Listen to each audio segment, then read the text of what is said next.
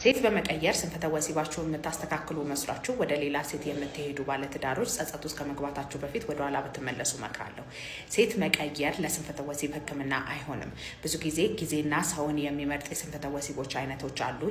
ግን እነሱ አይነት ስንፈተ ወሲቦች ደግሞ ስነልቦናዊ የሆኑ ነገሮች ናቸው። ሌላ ሴት ጋር መሄድ ሳይሆን ባላችሁ ትዳር ላይ ያለውን ችግር ከስር መሰረቱ ተመካክራችሁ መንቀል ያለባችሁ ነገር ነው። አካላዊ የሆነ የብልት አለመቆም ችግር ካላችሁ ሴትም አይመርጥም፣ ሁኔታም አይመርጥም።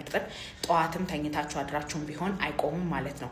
ቶሎ መጨረሳችሁ ደግሞ የመጀመሪያ ዙርም ሁለተኛ ዙርም በመታደርጉት ግንኙነቶች በሙሉ የሚያጋጥም የቶሎ መጨረስ ከሆነ አካላዊ የሆኑ ነገሮች ናቸው ማለት ነው።